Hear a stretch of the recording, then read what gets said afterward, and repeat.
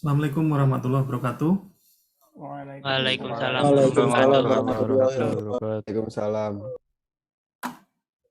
Alhamdulillah kita kuliah lagi di pertemuan kedua. Materinya adalah Security and Ethics ya. Nanti minggu depan kita lanjutkan dengan Memory Management, kemudian ada Virtual Memory Management, kemudian ada Process Management ya, ada Scheduling, kemudian ada Device Management dan macam-macam nantinya ya. Hari ini kita bahas yang tidak berseri ya, karena kalau memori ini nanti berseri karena bahasanya cukup panjang gitu. Nah, security and ethics. Nah, apa ini? Kenapa kok sistem operasi perlu adanya security?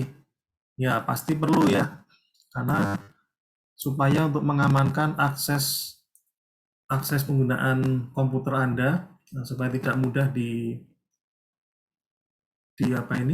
dilihat oleh orang lain atau diketahui atau diakses oleh orang-orang yang memang tidak berhak begitu.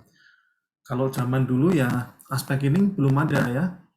Ya meskipun di Unix, sistem operasi Unix ini sudah sejak awal sudah mulai dipikirkan ya, dan sudah diimplementasikan ya. Kalau di Unix memang saat itu merupakan sistem operasi yang cukup bagus ya, cukup baik ya, dibanding dengan sistem operasi yang lain pada saat itu ya, seperti misalnya MS-DOS ya. DOS itu asal kita memasukkan disket ya sudah kita bisa memiliki sistem operasi.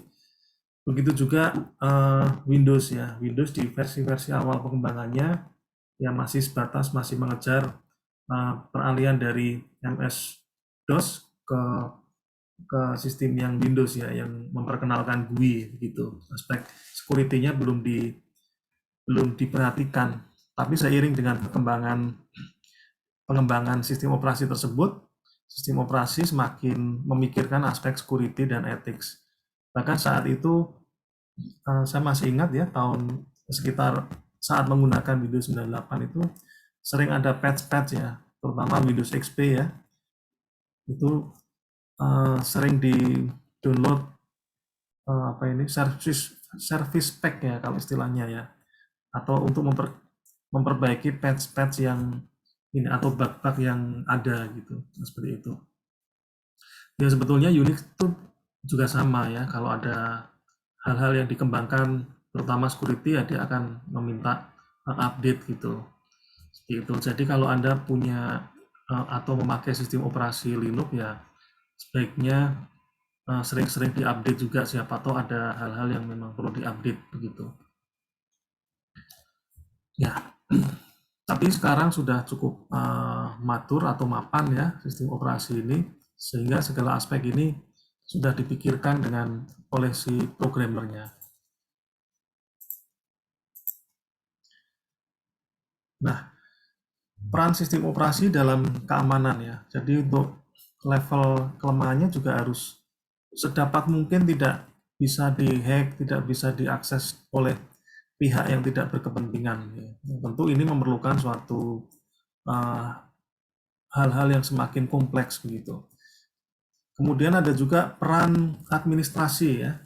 Peran administrasi, jadi sistem operasi harus menyediakan perangkat-perangkat yang bisa menolak itu semua gitu ya, untuk mempertahankan diri ya. Itu misalnya ada firewall, antivirus dan sebagainya. Kemudian juga harus mampu adanya survive ya, sistem survivability, kemampuan untuk bangkit kembali ya dalam tanda kutip ya, dalam konteks sistem operasi apabila ada serangan begitu, maka dia harus segera mempertahankan diri atau setidaknya memberikan informasi minimal ya, minimal sekali itu memberikan informasi bahwa ini ada hal-hal yang tidak beres misalnya. Nah, kadang-kala itu sering Anda temukan ya, misalnya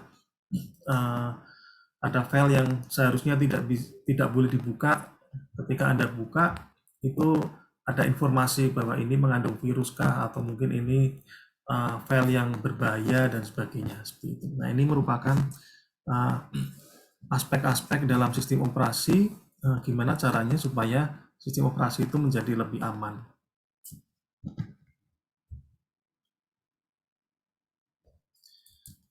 Nah, di sini ada tabel yaitu 4 peran sistem survival dan bagaimana cara mencegahnya.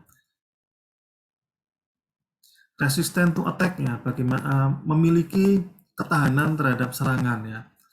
Nah, strateginya ya mengusir serangan tersebut. Contohnya menggunakan enkripsi atau message filtering ya, di pesan yang difilter dan sebagainya. Kemudian yang kedua adalah mengenali serangan dan kerusakannya. Recognition of attack and damage ya. Dalam hal ini adalah adanya deteksi intrusion. Jadi ada sistem yang mendeteksi ketika serangan tersebut masuk. Jadi tidak sekedar mengusir, tapi sudah mengidentifikasi atau mengenali ya. Ada sesuatu yang masuk nih. Apakah ini baik atau tidak buat sistem operasi? Nah, ini dia harus mengenali nih. Kalau tidak baik, apa yang harus dilakukan? Kalau baik, ya apa yang harus dilakukan? Kemudian ada juga fungsi recovery ya. Begitu ada sesuatu yang terkena serangan, nah recovery ini biasanya kalau sudah ada sesuatu hal yang terserang begitu ya, misalnya filenya yang rusak atau kemudian fungsi-fungsi sistem dalam sistem operasi tersebut yang terganggu dan sebagainya, maka sistem operasi harus mampu untuk melakukan recovery. Nah, di sini dicontohkan adalah data replication ya. Data replication ini adalah misalnya data yang terkena gangguan tadi ya, kita sebut saja gangguan yang lebih umum, maka dia bisa punya kopinya ya, kopinya gitu. Suatu misal ketika Anda mengetik makalah ya, ini meskipun tidak terkait dengan serangan, tapi ini terkait dengan yang namanya kontingensi ya, atau kebencanaan atau kondisi yang tidak terduga. Nah, misal Anda sedang mengetik makalah di PC ya, PC itu kan kalau tidak dilengkapi dengan UPS, kalau listrik mati ya langsung mati ya semuanya ya. Berbeda dengan laptop, ada baterainya, kecuali kalau laptopnya baterainya drop ya, memang rusak gitu. Nah, suatu misal Anda buat makalah dengan Word, listriknya mati, ya apa yang terjadi? Ya sudah, selesai ya. Nah, tetapi di sistem operasi yang baik, dia akan memiliki mekanisme data replication tadi, atau sistem backup. Begitu PC dinyalakan, maka dia akan menjalankan file yang Anda ketik tadi dalam mode mode sementara ya, yang terakhir kali tersimpan seperti itu.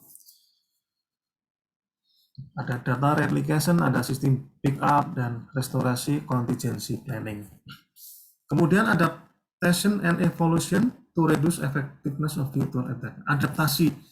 Nah, sistem-sistem sekarang sudah seharusnya memiliki hal-hal yang terkait dengan adaptasi. Jadi dia mengenali, kemudian kalau ada yang baru dia langsung dikenali, kemudian disimpan dalam database mereka.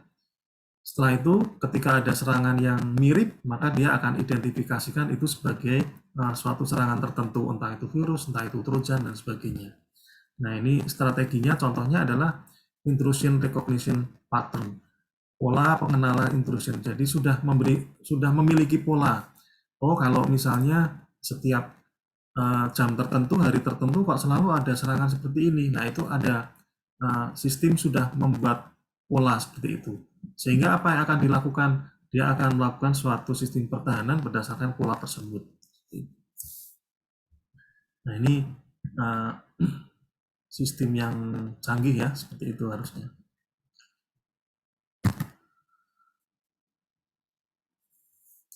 Level protection. Ini level-level resiko ya. Yang paling atas itu single komputer atau komputer yang tidak berhubung kemana-mana ya, tanpa email. atau terhubung ke internet atau terhubung ke LAN, maka perlindungannya, kemudahan perlindungannya sangat tinggi ya, dalam artian ya dia aman banget begitu ya, resikonya sangat rendah gitu. Nah, cuma kelemahannya password ya, virus ya, kalau misalnya tukar menukar flash disk, disket file dan sebagainya, maka dia bisa terkena. Kemudian terkoneksi ke LAN tanpa ke internet ya, perlindungannya ya levelnya medium ya, menengah gitu. Tapi kelemahannya juga bisa jadi seperti halnya di atas, password, virus dan sebagainya, ada spoofing juga. Nah, yang paling bawah ini, kalau PC Anda terkoneksi ke internet, perlindungannya ya low, ya resikonya sangat tinggi ya, tinggi. Kenapa? Karena berbagai gangguan itu bisa melalui email, web server, FTP ya, telnet macam-macam ya. Begitu terhubung ke dunia luar ya sudah, kita harus siap untuk membuka diri dengan segala macam gangguan atau serangan tadi. Dan kalau Anda ingin punya komputer atau laptop, PC atau laptop yang aman, nah sebaiknya di shutdown, kemudian ditaruh di dalam lemari, lemarinya dikunci, kuncinya dibuang. Nah itu pasti sangat aman. Ya. Tapi tentu kita tidak ingin seperti itu ya, karena ya komputer memang untuk bekerja. Dan kalaupun ada gangguan itu bagian dari resiko. Backup and recovery. Ya, bagaimana cara melakukan suatu backup dan recovery, tentu ini tidak membahas secara teknisnya, tapi ini untuk membuka mindset kita mengenai keamanan kita mengakses ke dunia maya maupun penggunaan komputer ya.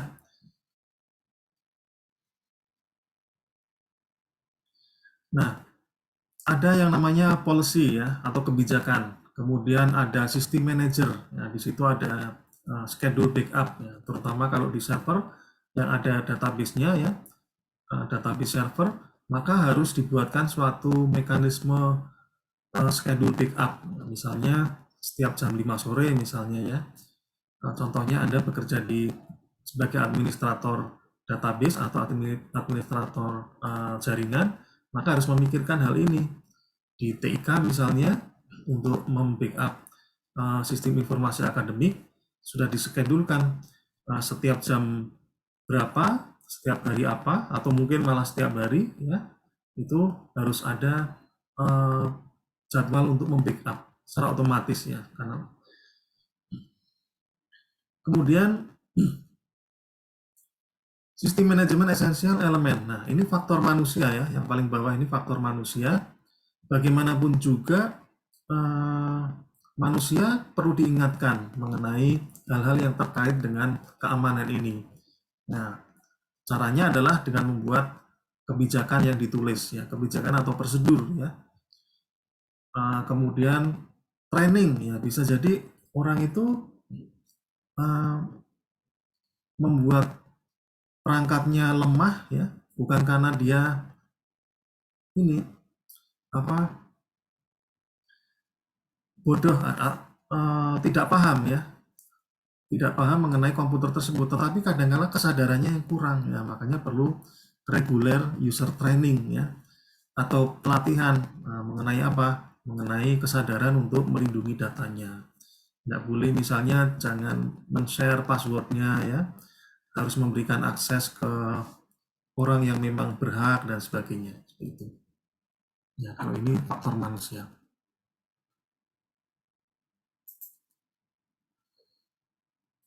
Kemudian tindak lanjutnya bagaimana ini rekomendasi atau saran-sarannya. Nah, dirubah passwordnya ya, frequent password change. Passwordnya harus sering-sering dirubah, misalnya sebulan sekali atau 3 minggu sekali dan sebagainya.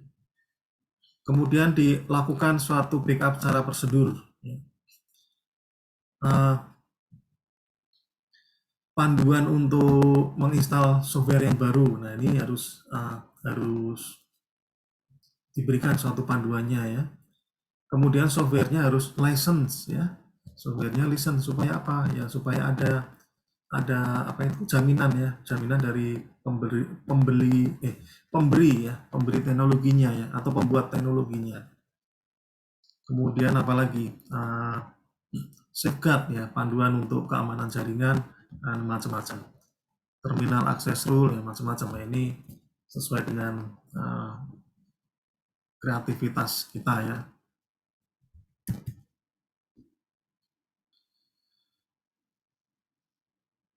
Kemudian security breach atau penyusupan atau apa ya ini istilahnya, seperti halnya serangan Keamanan ya. dibobol. Ya. Keamanan dibobol. Ya. Keamanan dibobol ya. Pembobolan suatu sistem ya. Ini juga harus diperhatikan ya. Ini keamanan yang dibobol ini bisa jadi memang sistemnya yang lemah atau memang penggunanya yang agak abai ya dengan hal-hal yang bersifat keamanan komputer ini ya. Pernah dilakukan suatu riset ya di luar negeri bagaimana file itu bisa sebar ke orang yang bukan haknya. Itu ternyata dari mana? Ya dari karyawannya sendiri. Dia pulang, dia bekerja ya menggunakan laptop kantor, kemudian karena pekerjaannya tidak selesai, dia salin ke dalam flash disk, setelah itu keluar, dia bawa flash disk, dia akses di komputernya. Nah, seperti itu contohnya ya. Atau misalnya dibujuk gitu ya, dibujuk sama temennya, kopiin yang ini dong misalnya, seperti itu dan sebagainya seperti itu. Nah, ini banyak hal-hal yang sifatnya human error juga ya. Pernah juga dilakukan suatu penelitian mengenai hal-hal yang bersifat install software ya. Jadi waktu itu ditaruhlah CD ke dalam kamar mandi ya, maksudnya di toilet itulah ya, di bagian restroom. Nah, gampangnya restroom gitu, ada toilet, taruh situ supaya apa? Supaya ada yang ngambil gitu ya, gampangnya seperti itu. Bener, ada yang ngambil, kemudian diinstallah di komputer ya, di suatu komputer dia gitu. Mungkin dia ingin tahu gitu ya, rasa ingin tahunya besar, tapi tidak melihat aspek keamanannya ya. Maka setelah diinstal, tersebarlah itu virusnya gitu ya. Meskipun itu memang tidak berbahaya, hanya untuk mengukur ya, seberapa besar kesadaran karyawannya terhadap sistem keamanan tersebut. Purpose disruption of sistem operasi ya, memang ada sistem operasi yang dibobol gitu ya. Atau misalnya benar-benar kecelakaan misalnya, atau kondisi yang memang tidak diharapkan, error yang tidak terdeteksi ya, natural disaster atau bencana alam dan sebagainya. Nah, ini aspek natural disaster ini juga diperhatikan juga ya,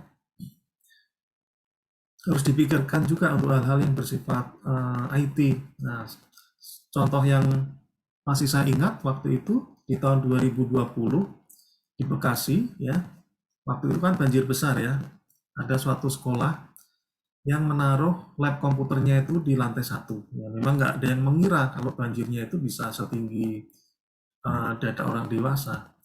Apa yang terjadi? Ya sudah, komputernya semuanya terendam. Terendam. Nah, ini yang harus dipikirkan juga ya, sebagai kita orang yang banyak berkecimpung di dalam dunia IT, aspek-aspek natural disaster ini juga harus dipikirkan menjadi suatu prioritas juga. Di luar negeri itu meskipun tingkat kejujurannya juga tinggi ya di lab komputer di kampus di luar negeri, tapi mereka tetap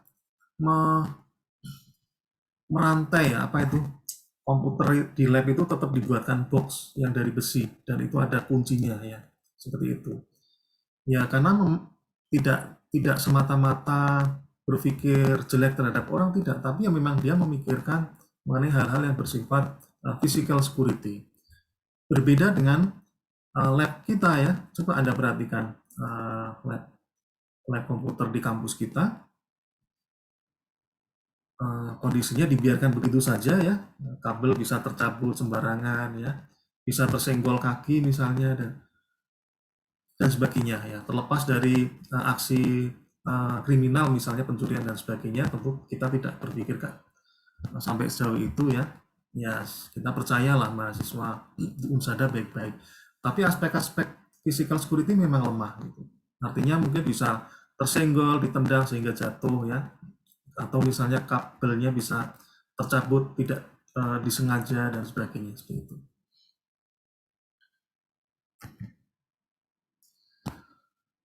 Kemudian ada juga unintentional intrusion ya, penyusupan yang tidak disengaja ya ini ya.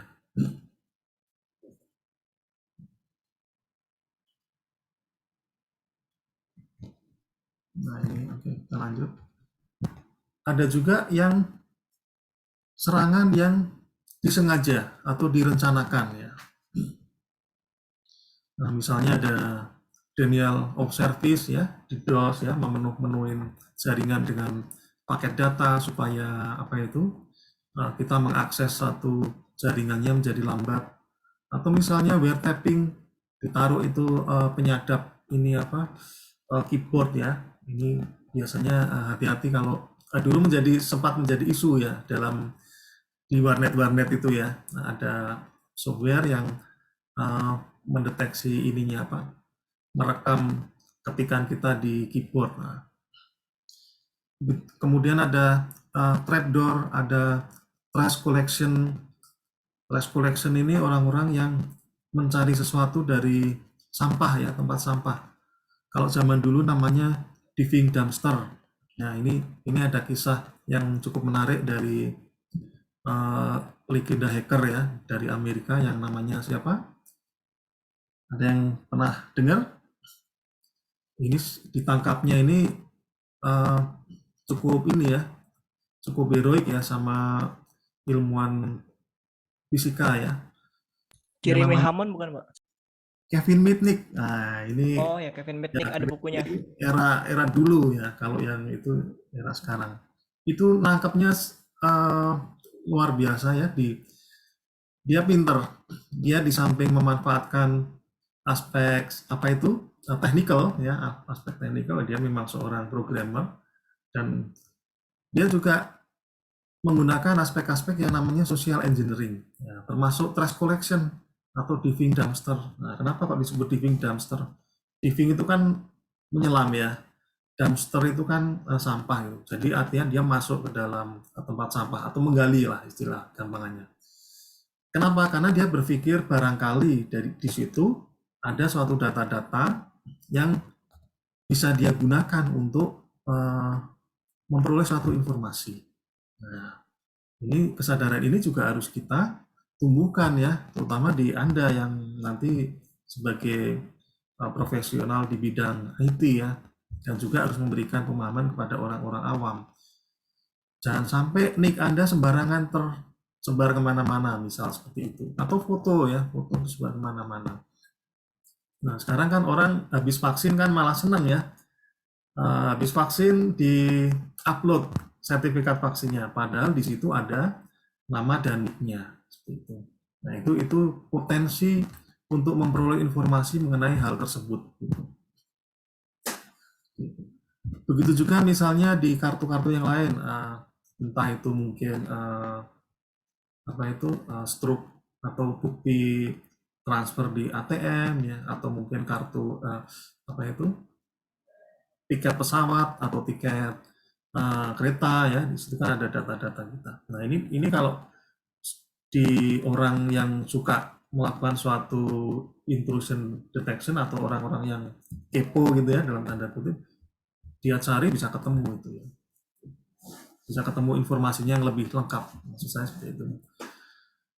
Kemudian ada juga virus, trojan, bom, blend, ya macam-macam. Nah, ada juga DDoS ya. Nah, browsing, unauthorized user gain access to secondary storage directory ya. Jadi ada pengguna yang tidak memiliki privilege untuk mengakses, tapi dia lakukan hal tersebut.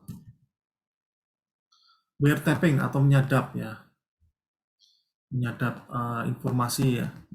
Nah, ini macam-macam toolnya pun juga macam-macam. Kalau Anda memang mau serius di bidang keamanan komputer, ini memang masih banyak dicari nih orang yang ahli di bidang keamanan komputer. Kemudian ada active wiretapping, memodifikasi data. Ada yang piggyback entry. Piggyback itu membuntuti ya. Nah, misal ada teman Anda di depan bisa masuk ke pintu ya karena dia punya akses card, nah, tapi Anda membuntuti ya. Jadi sebelum pintu itu tertutup, Anda sudah ikut masuk gitu. Itu namanya piggyback entry. Piggyback ya. Trust collection yang tadi ya. Nah, ini contohnya ini. Ini jadi memang niat ya, memang niat masuk ke tempat sampah untuk cari sesuatu hal. Makanya kalau Anda mencatat password dan sebagainya ya sudah, jangan dicatat di kertas ya, catat saja di kepala ya, di pikiran gitu ya. Dan diingat-ingat, jangan sampai lupa juga ya. Apalagi zaman sekarang password itu kan digunakan banyak, ada email, Facebook, Instagram, terus apa lagi, portal CAK atau macam-macam. Email saja Anda mungkin punya satu atau dua. Memang perlu effort khusus juga ya untuk mencatat password ini. Kemudian rata-rata waktu yang diperlukan untuk menebak password ya. Nah, ini sudah dibuatkan hitung-hitungannya ini ya sebagai perkiraan ya. Kalau password kita hanya menggunakan abjad saja, abjad itu A sampai Z, berarti ada 26 huruf ya. Maka rata-rata untuk bisa menebaknya adalah 13 detik. Kalau komputer 0,0000013 second. Nah, cepat kalau komputer ya, dengan berbagai algoritma lah. Kemudian kalau ada kombinasi, ya, karakternya 2 ya, alfabetik karakter ada 2, 26 pangkat 2. Nah, kalau komputer masih cepat juga ya, 0,000. Jadi kalau Anda buat password AB misalnya, atau CA, atau DE, XA misalnya, ya itu bisa ditebak oleh komputer dalam waktu 0,00338 detik. Nah, bagaimana kalau sampai 10 karakter? Nah, ini agak lumayan. Ya. 26 pangkat 10 dengan berbagai kombinasi ya, maka bisa sampai 4-5 tahun. Nah, inilah perlunya kenapa kok di sistem-sistem sekarang itu sudah dituliskan. Nah, ini termasuk bagian dari policy tadi ya, menuliskan kebijakan. Kalau bikin password kan begitu ya, pasti di email ada tulisannya. Kalau bikin password minimal 6 karakter. Nah, ternyata itu saja tidak cukup. Sekarang ada lagi 8 ya, 4 ya 8. Minimal 8 karakter, ada huruf besarnya dan huruf besar dan kecil, dan ada karakternya, karakter angka ya, karakter angka atau apapun itu selain alfabet. Nah, supaya apa? Supaya lebih aman.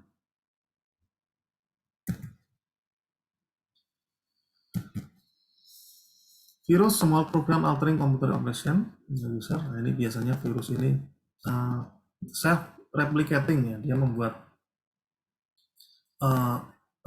file baru sehingga menjadi banyak dan menyebabkan nanti sistemnya menjadi berat. Ini ilustrasi dari malicious code. Jadi ada code yang sehat sebetulnya, kemudian ditempeli oleh si ini apa itu program tambahan sehingga menjadi sesuatu yang tidak baik buat sistem operasi atau sistem tersebut. Ada juga worm, ada juga trojan. Silahkan dicari nanti ya, dibaca lagi definisinya. Logic bomb, ini ada triggernya. Nah ini kemarin kalau tidak salah ada fenomena logic bomb itu, saya lupa namanya apa ya. Masih ingat nggak yang kira-kira 2 tahun yang lalu itu? Jadi kalau pas tanggal sekian, jam sekian, maka file-file yang ada di komputer Anda akan berubah menjadi apa itu? Karakter yang aneh-aneh ya. Kalau ingin mengembalikan harus bayar sekian, nah seperti itu ya. Ransomware Pak itu Pak.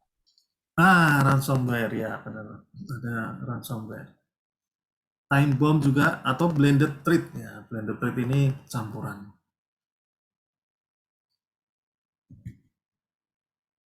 Oke.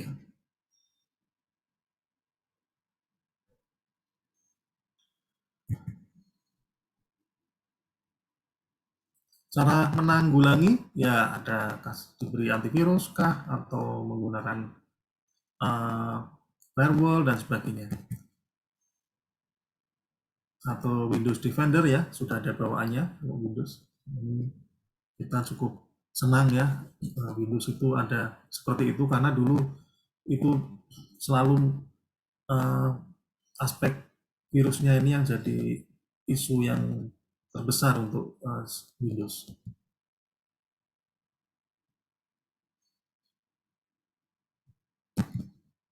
Oke, firewall silahkan dibaca sendiri nanti ini ya.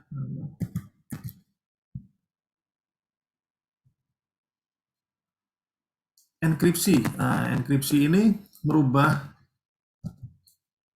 suatu data ke dalam suatu kode yang rahasia ya. Enkripsi ya. Keilmuannya namanya kriptografi.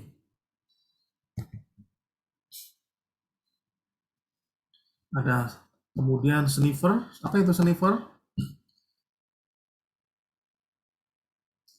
Kemudian ada spoofing yang membuat suatu nama alamat palsu ya, fake IP address dalam internet. Kemudian ada juga apa itu phishing ya. Phishing ini banyak juga ini. Anda sering terima SMS nggak? SMS yang isinya selamat Anda memperoleh bantuan dari BPJS sebesar 5 juta. Silahkan untuk mengambilnya menghubungi klik di website seperti ini. Nah, itu sudah ini ya. Kalau orang yang nggak tahu kan senang ya, dapat duit, harus akses ke sini dan sebagainya. Ujung-ujungnya dia memasukkan data dia. Bagaimana cara membuat password yang bagus atau password management? Ya yang bagus, yang tadi kita sudah bahas, ada 8 karakter dan sebagainya. Kemudian ada pelatihannya ya untuk para karyawan mungkin ya. Jadi suatu saat kalau Anda jadi manajer di bidang IT atau pejabat di bidang IT harus memikirkan juga bahwa tidak semua karyawan itu paham mengenai hal-hal seperti ini, makanya harus dijadwalkan untuk pelatihan-pelatihan yang sifatnya keamanan jaringan atau keamanan komputer. Karena kalau karyawannya nggak paham, yang rugi siapa? Perusahaan juga ya, datanya hilang atau mungkin datanya bisa tersebar ya. Oke, saya kira ini nggak usah.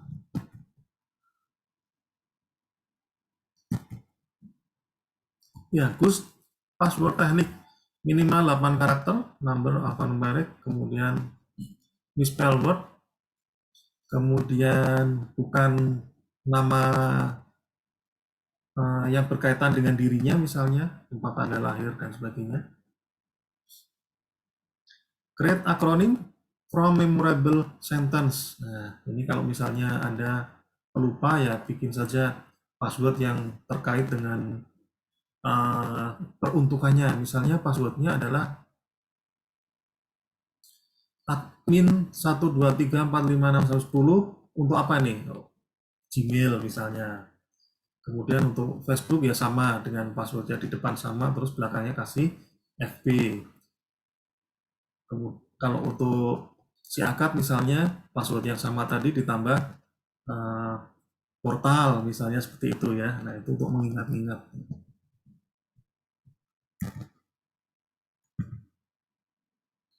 Ya, kemudian ada juga hal-hal yang bersifat alternatif selain password yaitu smart card ya.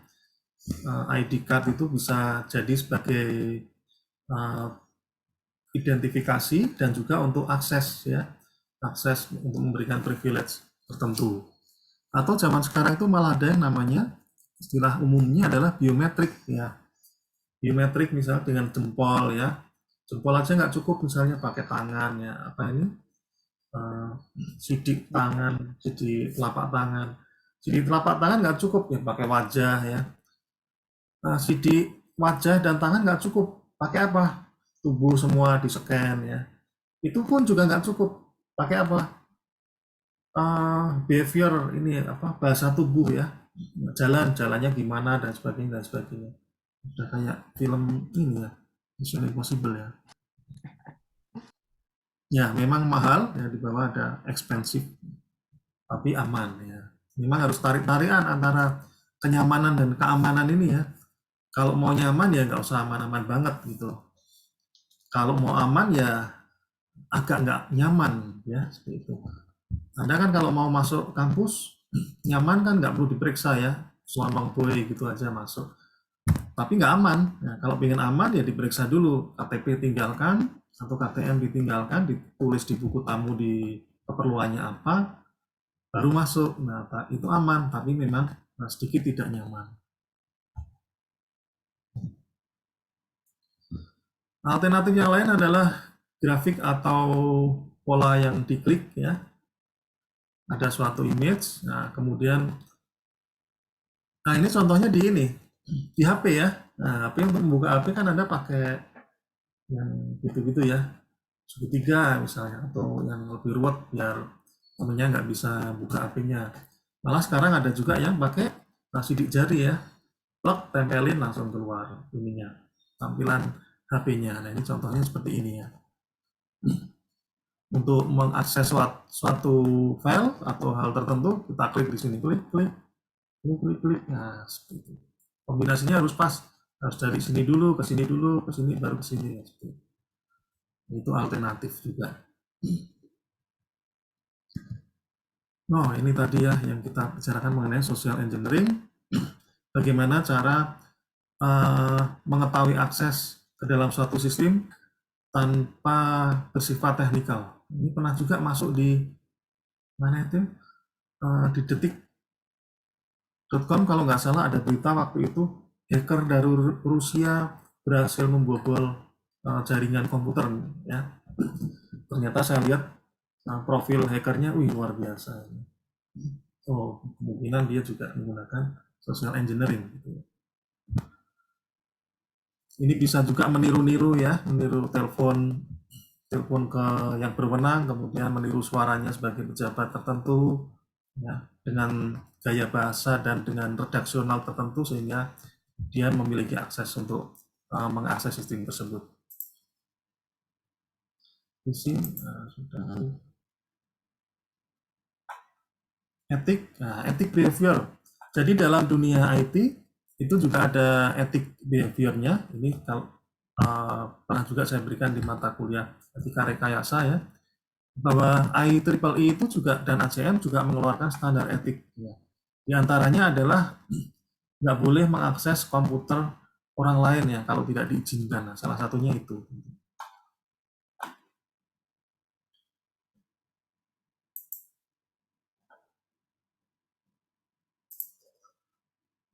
Nah ini kalau misalnya Anda ingin melihat untuk menambah wawasan mengenai dunia keamanan ya, bisa melihat film IP ini, nah, kemudian juga bisa melihat film Imitating Game, kemudian bisa melihat film ini Kevin Mitnick juga itu ada di YouTube ya.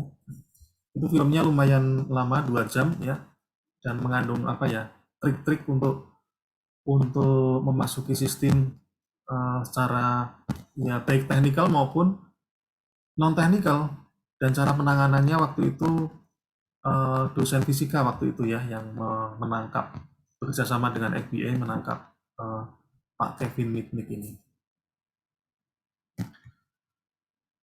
Nah, apalagi ini ya, zamannya IoT, Internet of Things. Semua kan terakses ke internet. Ya.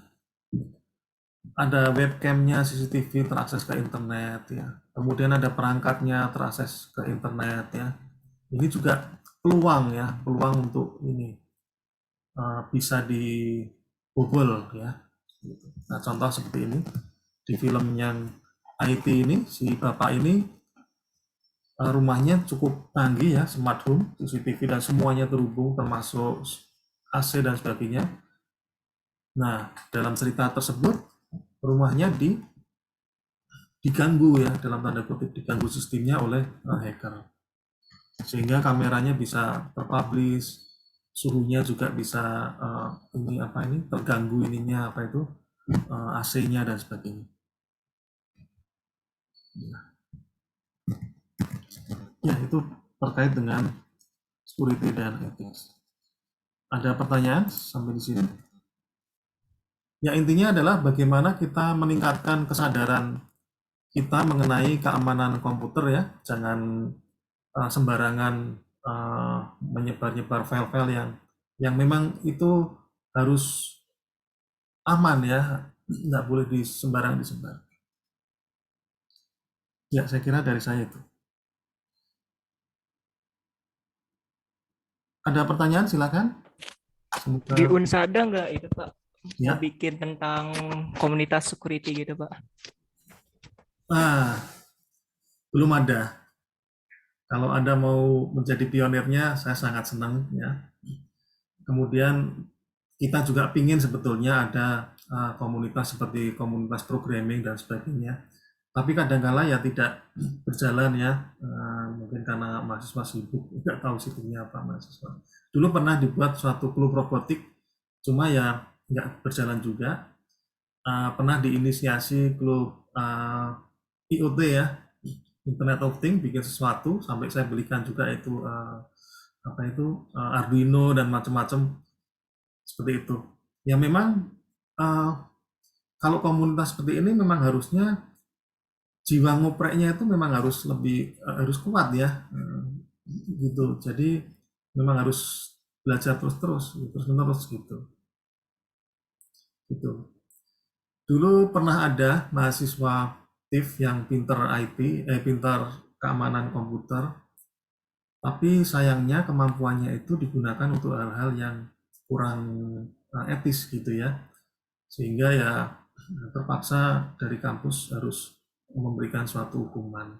Padahal waktu itu sudah sering menyelenggarakan kegiatan yang terkait dengan keamanan komputer. Nah ini harus Anda kalau punya suatu kemampuan tuh harus tahu diri juga ya, jangan sampai digunakan untuk hal-hal yang bersifat kriminal gitu ya.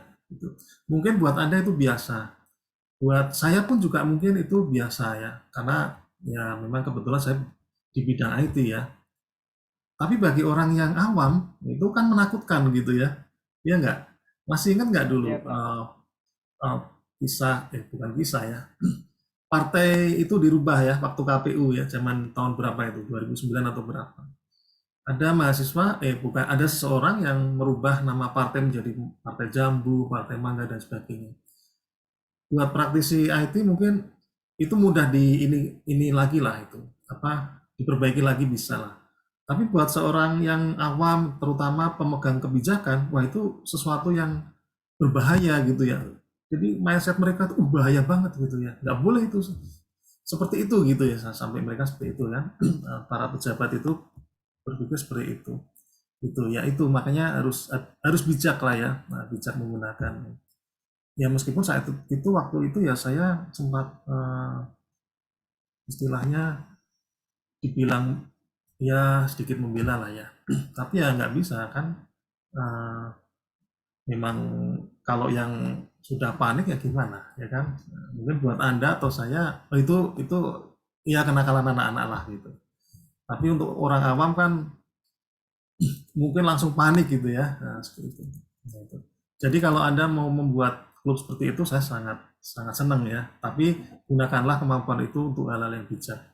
Banyak kok klub-klub seperti itu di kampus lain itu ada dan mereka berjalan sampai sekarang cukup bagus. Contohnya di Windows mereka punya klub hacker ya, yang mengisi artikel ya, belajar untuk bagaimana cara menjadi pentest ya, penetration testing dan sebagainya dan sebagainya. Itu memang ilmunya sebetulnya sangat mengasihkan. Gitu. Cuma kita harus sabar untuk menahan diri dan gunakan untuk hal-hal yang memang positif. Dan secara objektif, memang Indonesia masih sangat membutuhkan hal tersebut ya. Apalagi nanti eranya era online loh. Sekarang saja sudah semuanya era online sekarang. Apalagi nanti ke depan ya, semua administrasi berbasis online, semua pelayanan publik maupun yang di perusahaan-perusahaan swasta juga berbasis online. Dan ini teruji juga ini jadi di saat di WFH ini ya, sejak tahun 2020. Dulu perusahaan-perusahaan itu sangat khawatir ya, gimana nih caranya supaya karyawannya bisa bekerja dari rumah. Sebetulnya wawasan untuk mempekerjakan karyawan dari rumah itu sudah sejak lama. Gitu. Kenapa? Karena mereka berpikir di situ ada keuntungannya. Keuntungannya apa? Karyawan bisa dekat dengan keluarga ya, untuk pekerja tertentu tentunya ya. Kemudian karyawan bisa menghemat apa itu waktu perjalanan, kemudian menghemat ongkos untuk transport dan sebagainya. Artinya banyak hal-hal positif juga gitu ya. Tetapi masih ragu-ragu ini gimana ini nanti absensinya, kemudian siapa yang memantau dan sebagainya. Delalah COVID datang, ya mau nggak mau ya, mau nggak mau kita seperti ini ya. Dulu nggak kepikir, dulu kita pengen adanya e-learning aja susahnya setengah mati ya. Unsada itu sudah punya yang namanya apa itu e-learning.unsada.ac.id. Jadi isinya ya berbasis model ya, kita bisa dosen bisa memberikan informasi atau materi perkuliahan di situ, mahasiswa juga bisa mengakses. Tapi ya tidak ada juga yang mau menggunakan gitu ya, terutama dosennya gitu. Nah, delalah COVID datang, ya mau nggak mau juga ya, harus work from home, belajar dari rumah dan sebagainya. Semuanya terpengaruh seperti itu dalam waktu yang sangat singkat, mau nggak mau harus terbiasa dengan hal tersebut. Nah, kemungkinan hal seperti ini pun juga bisa dilanjutkan untuk hal-hal tertentu, misalnya untuk pekerjaan yang sifatnya programmer ya, yang sifatnya remote dan sebagainya. Kenapa? Karena sudah menemukan sedikit polanya. Oh, kalau WFH itu seperti ini dan sebagainya seperti itu. Tetapi di sisi lain aspek-aspek keamanan kan juga harus perlu diperhatikan. Jangan-jangan nanti programmernya cheating ini misalnya, harusnya bekerja tapi dia ini apa itu nulis saja absennya ya, supaya dianggap bekerja padahal tidak bekerja, seperti itu misal ya gitu. Nah, saya kira itu ya. Silahkan kalau ada yang mau membuat grup keamanan itu cukup bagus ya, cukup, dan itu bisa dikirim ke lomba-lomba atau sesuatu yang bersifat prestasi gitu. Ya, saya kira itu ya. Baik, kalau tidak ada lagi, terima kasih atas perhatiannya.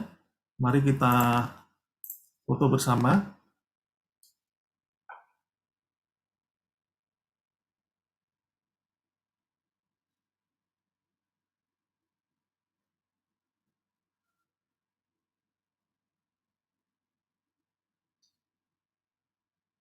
Terima kasih atas perhatiannya. Assalamualaikum warahmatullahi wabarakatuh. Waalaikumsalam warahmatullahi wabarakatuh. Waalaikumsalam warahmatullahi wabarakatuh. Terima kasih, Pak. Sama-sama.